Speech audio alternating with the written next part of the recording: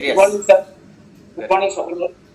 তো ছোট্ট করে যে স্টার্টিং এর যে স্যার আমার ছোট্ট ছোট্ট করে যে কথাগুলো বলছিল, প্রথম মনে করি আমার নিয়ে বলছিল না, তারপর দেখি ঘুরিয়ে ফিরে আমার দিকে গেল। তো ওটা হচ্ছে আমার বাস্তব। প্রচন্ড ওভারওয়েট ছিলাম।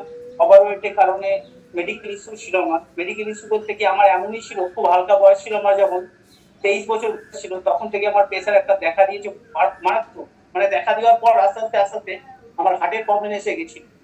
তো বহুটা ডক্টরের কাছে গেছি, এমন কোনো মানে ব্যাঙ্গালোর থেকে নিয়ে আমি সব জায়গা থেকে প্রচুর ট্রিটমেন্ট করে এসেছি। কেন আগে আমি নিজেকে চেয়েছি আগে বাঁচবো। যখন প্রতিটা ডাক্তার একটাই কথা বলেছে, ওভারওয়েট আর হার্টটা কমজোরি, এভাবে আর হাই প্রেশার, দুটো লক্ষণ, মানে একটা স্ট্রোক হয়ে যাওয়া আর একটা শব্দ, মানে কোনো ইয়ে ছিল না। এইভাবেই জীবনযাপন কাটতো, এইভাবেই থাকতাম। মানে সোনার ফ্যামিলি, সব সুন্দর ফ্যামিলি আমার। ছোটখাটো ব্যবসা করি, সেখান দিয়ে কোনো সমস্যা নেই। মানে সব দিক থেকে খুব ভালো। খাওয়া দাওয়ার দিক দিয়ে কোনো প্রবলেম নেই। মানে প্রচন্ড খাওয়া দাওয়া, যেভাবে যেভাবে আমি মনে করবো সেভাবেই করতে পারি। তো রাতের ঘুম ছিল না। অনেক মানুষের হয় কোনো চিন্তা থাকতো, কারোর টাকা পয়সার দিক থেকে, কারোর মানে সংসারের দিক থেকে, কিন্তু আমার এটা ছিল না। তাই আমার একটাই ছিল, বাঁচবো। আবার ডাক্তারের কাছে যখনই যাই 7 থেকে 8 হাজার খরচা হতো, প্রতিটা চেক আপ করতাম। ওষুধ খেয়ে ডাক্তার একটাই কথা বলতো, ওষুধ খেয়ে 180 প্রেশার, মানে কি করব। তখন আমাকে এইভাবে মনে আছে, ব্যাঙ্গালোরে আমাকে পেমনারায়ণ ডক্টর আমাকে এইভাবে গলায় হাত দিয়ে বলেছিল, দেখ বেটা, এরকম প্রেশার যদি থাকে, কিন্তু আমি তো একটা ছোট ডক্টর, আমি ভগবান নাই, তাহলে কেউ বাঁচাতে পারে। তো একটাই কথা বলবো, বহু ডাক্তারের কাছে গেছি, ডাক্তার খালি একটাই কথা বলেছে, মশলাজাত জাতীয় খাবার খাওয়া বন্ধ, তেল মশলা বন্ধ।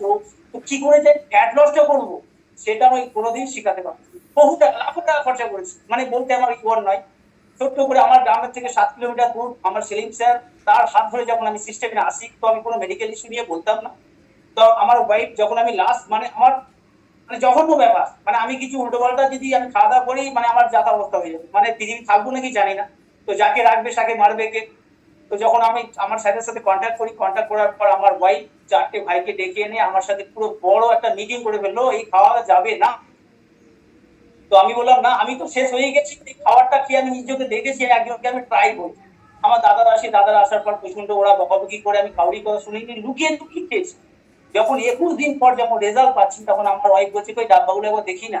আছি না, থাক না, আর কিছুদিন হোক। যখন 21 দিনে আমি 4 কেজি ফ্যাট লস করেছি, মনে আছে আমার, মানে নাচতে নাচতে এসেছি। যখন আস্তে আস্তে যখন 3 মাস ফলো করেছি, যখন যে ডাক্তারকে 7 বছর দেখায়, সে ডাক্তারের কাছে যখন যাই আমি, আরে আব্দুল বোরহান, কি ব্যাপার, এত সুন্দর বেশ, প্রেশারটা নর্মাল, মানে মানে ওয়েটটা যে আপনার 16 কেজি ফ্যাট লস হয়ে গেছে, কি ব্যাপার। স্যার, আমার স্যার বলেছিল, তো ডক্টরের কাছে যদি বোরহান যদি তুমি বলো, তাহলে উনি মানা করবেন। तो আমি বললাম, স্যার हम नहीं बताएंगे। अरे बोलिए ना, अगर 20 अगर पान करके अगर अच्छा रही तो बोलिए ना। मैं बोला, सर हम नहीं बताएंगे। अरे भैया बताओ। मैं बोला, सर मैं हर्बल लाइफ न्यूट्रिशन मैं डेली यूज करता हूँ। উনি কি করছে, ফোনে ফটোটা, আজকে টুডের ফটোটা দেখাচ্ছি, বলছে আজকে আমি সকালে 4:30টার সময় ব্রেকফাস্ট করেছি, আমি আছি 8 বছর, আমার বউ আছে 12 বছর। স্যার, তাহলে এত সুন্দর সিস্টেম থেকে আপনি আমাকে প্রেসার মাপা মেশিন এত কিছু দেওয়ার পর আপনি এটা নিউট্রিশন কেন দিলেন না। বলছে, আমি PM নারায়ণ, আমি এরকম হাত দেখলে 1000 টাকা ফ্রি নিই, এই নিউট্রিশনটা দিয়ে আমি কি করে বিশ্বাস করো। তো thank you system, thank you coach, মানে আমি নতুন জীবন পেয়ে গেছি। Thank you sir. Yes. Okay. Thank you so much.